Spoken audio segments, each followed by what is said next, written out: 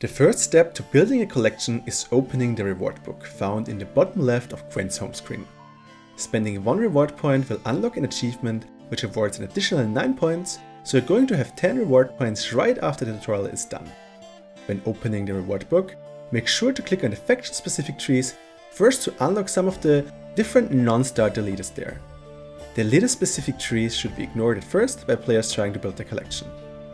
Every leader in the game can be reached by spending 10 reward points, so unlocking the leader that looks most appealing to you is possible from the very start of the game.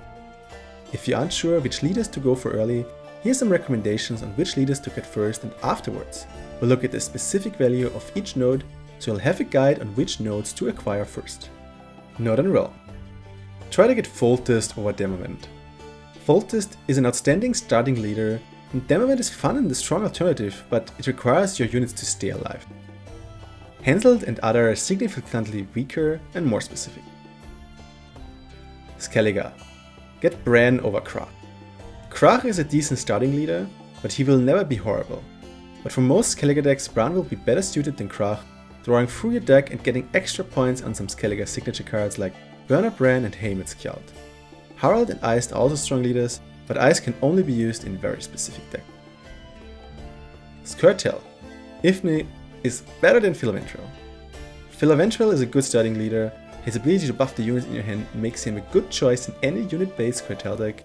However, Ifni is a leader you can use in any deck, and her ability is very flexible and strong. Francesca and Bruverhook are more situational and require more synergy to perform. Nilfgaard. Jan Calvet is kinda like Morven, but both are better than Emir. Emir is an okay starter, he gets outclassed by both Morven and Calvet in almost any deck though.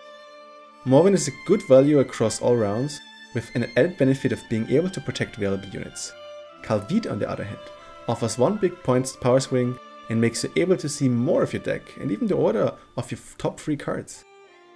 Usurper is generally a weaker leader than the others for Nilfgaard, but his unique ability to deny the opponent's leader is still exciting. In monsters, Woodland is better than Aretuza. Aretuza is a potent leader. His ability to make any unit immune for the entire round is to be respected. The only leader who can be used more in decks and is definitely stronger is Woodland Spirit. Boosting a unit in your hand by 8, this can serve as a big finisher play, a way to catch up in a losing round, or even use some synergies inside monsters. Both Archa's Queen and Unseen Elder are leaders that want a deck tailored exactly around their abilities, but they're weaker in power level than Aretuza and Woodland. After unlocking 1 leader, having spent most if not all of the reward points you start out with, there are some easy ways to earn more. You will eventually gain enough reward points to unlock everything in the entire reward book, so even if you spend some reward points suboptimally, there isn't anything to worry about. However, if you want to maximize the value of your reward points, here's a quick breakdown of the most and least valuable nodes. Well, we're not considering cosmetic nodes here, just in regards building the collection. The best node you can get are the premium CAG nodes worth 5 points. They get you more value than like a faction specific CAG node, which is also 5 points. And third, you want to get all the story nodes. Basically you have 4 of them in every tree, and they cost you 20 points in total. 3-point nodes are then have better value than 2 points and 1-point nodes. Until you have unlocked all leaders you want to use, for the time being, investing into the shortest path to that leader is the best thing you can do. After that, if your only focus is on building up your collection as quickly as possible, you should only go for the reward book nodes that will give you either ore, kegs, or scraps. Summary. In conclusion, if you're just aiming to get the most value, start off slowly in the reward book. First, don't focus on completing each tree, instead unlocking the leaders you want to use. As the next step, you can then concentrate on exchanging reward points for other resources to efficiently build up your collection.